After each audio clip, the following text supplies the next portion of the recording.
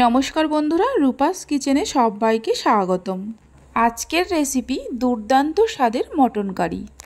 এই পদ্ধতিতে বানালে প্রেসার কুকার ব্যবহার না করে কড়াতেই কম গ্যাস খরচ করে বানিয়ে নেওয়া যায়। আশা করি রেসিপিটি আপনাদের খুবই ভালো লাগবে।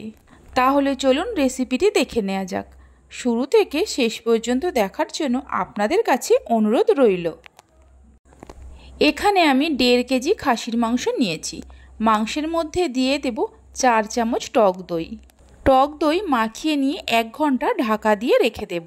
তবে ফ্রিজের ঠান্ডা টক দই কখনোই ব্যবহার করবেন না। ফ্রিজে থাকলে কিছুক্ষণ বাইরে রেখে তারপরে ব্যবহার করবেন।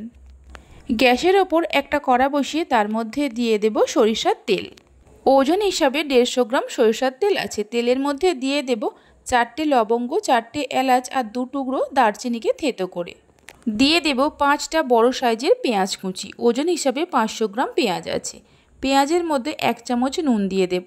নুন দিয়ে পেঁয়াজটাকে হালকা লাল করে ভেজে নেব। এইভাবে নুন দিয়ে পেঁয়াজ ভাজলে পেঁয়াজটা তাড়াতাড়ি ভাজা হয়ে যায়।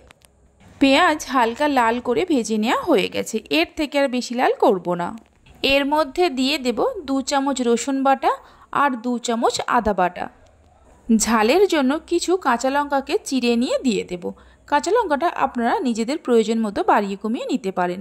সামান্য চিনি দিয়ে দেব। এবার সব কিছুকে ভেজে নেব গ্যাসের ফ্লেমটা মিডিয়ামে রেখে, মানে আদা রসুনের কাঁচা গন্ধটা যাওয়া পর্যন্ত ভাজতে থাকবো।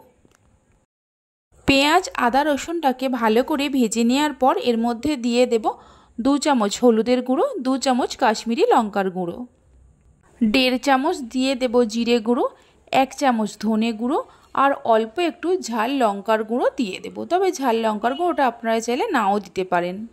মশলার মধ্যে অল্প জল দিয়ে মশলাটাকে ভালো করে কষাতে থাকবো যতক্ষণ না মশলা থেকে তেল ছাড়ে। মিডিয়াম ফ্লেমে কিছুক্ষণ কষানোর পর দেখুন মশলা থেকে ধীরে ধীরে তেল ছাড়তে শুরু করেছে, মানে মশলাটা কষানো হয়ে গেছে। এর মধ্যে দিয়ে দেব ম্যারিনেট করা মাংসগুলো। এবার মশলার সঙ্গে মাংসটাকে কষাতে থাকবো যতক্ষণ না মাংস থেকে তেল ছাড়ে। এইভাবে একবার খাসির মাংসের রেসিপিটি বাড়িতে বানিয়ে দেখতে পারেন, খেতে অসম্ভব ভালো লাগে। স্বাদ মতো নুন দিয়ে দেব। পেঁয়াজ ভাজার সময় নুন দিয়েছিলাম, তাই নুনটা বুঝে দিতে হবে। কিছুক্ষণ কষানোর পর দেখুন মাংস থেকে ধীরে ধীরে তেল ছাড়তে শুরু করেছে। মাংসটাকে কষানো হয়ে গেছে। মাংসটাকে ভালো করে কষিয়ে নেওয়ার পর এর মধ্যে অল্প একটু জায়ফল গ্রেট করে দিয়ে দেব। জায়ফলটা দেওয়ার পর জায়ফলটাকে মিশিয়ে নিয়ে গ্যাসের ফ্লেমটা বন্ধ করে ঢাকা দিয়ে 30 মিনিটের জন্য রেখে দেব। 30 মিনিট পর ঢাকা খুলে মাংসগুলোকে একটু নাড়াচাড়া করে নেব। আর এই সময় কিন্তু মাংসগুলো হাফ সেদ্ধ হয়ে গেছে। মাংসগুলোকে একটু নাড়াচাড়া করে নেওয়ার পর গ্যাসের ফ্লেমটা জ্বালিয়ে দিয়ে এর মধ্যে হালকা গরম জল পরিমাণ মতো দিয়ে দিতে হবে। আপনারা যেমন ঝোল রাখবেন সেই মতো জল দিয়ে দেবেন। জলটা দিয়ে মাংসের সঙ্গে মিশিয়ে নিয়ে গ্যাসের ফ্লেমটা হাইতে করে ঝোলটা ফোটা পর্যন্ত অপেক্ষা করব। ঝোলটা যখন ফুটতে শুরু করবে গ্যাসের ফ্লেমটা লো টু মিডিয়ামে করে 15 থেকে 16 মিনিট ঢাকা দিয়ে রান্না করে নেব। 16 মিনিট পর ঢাকা খুলে দেখাচ্ছি, দেখুন কত সুন্দর হয়েছে। এটাকে একটু নাড়াচাড়া করে নেব আর দেখে নেব মাংসগুলো সেদ্ধ হয়েছে কিনা।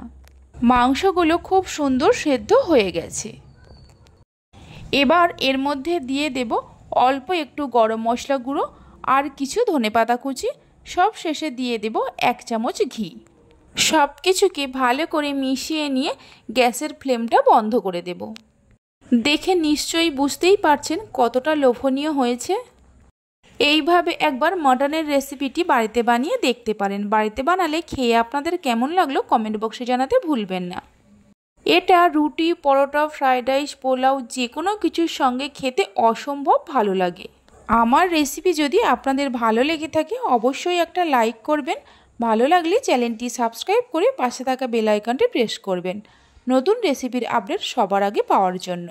ভিডিওটা আমি এখানেই শেষ করছি। আপনারা সবাই ভালো থাকবেন, সুস্থ থাকবেন। ধন্যবাদ।